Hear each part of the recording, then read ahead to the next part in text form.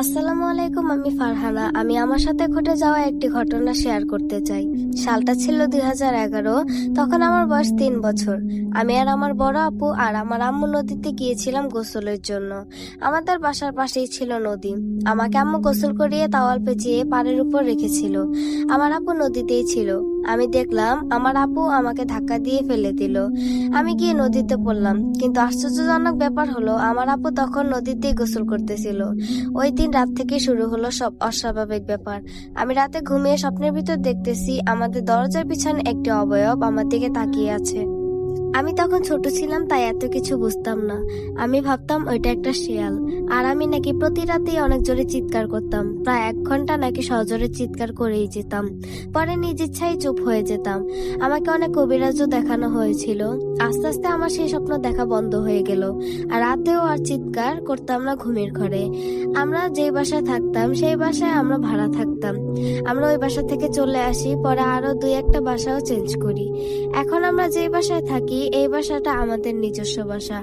আমি আর আম্মা একদিন নানু বাসায় যাচ্ছিলাম। নানু বাসায় যাওয়ার পথে একটি বট গাছ দেখা যায়। আমি কি যেন মনে করে ওই বট গাছের দিকে এক নজরে তাকিয়েছিলাম। পরে এখান থেকে আমরা চলে আসি। আমার আর কিছু মনে নেই। এই ঘটনা আমি আমার আম্মুর মুখ থেকে শুনি, তাই আম্মুর মতো করেই বলছি। তুই ঘুমিয়েছিলি, তারপর তুই অনেক ভয়ঙ্কর করে তাকিয়ে অনেক জোরে জোরে চিৎকার করতেছিলি।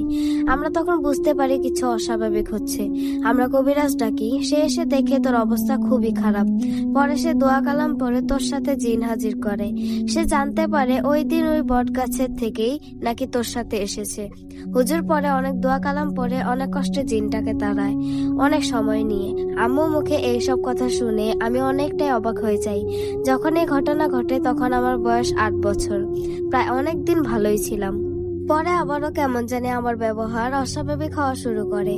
আমি হঠাৎ করে ঘরের সবকিছু উল্টাপাল্টা করে ফেলতাম, আবার মিনিটের ভিতরে সব স্বাভাবিক করে ফেলতাম।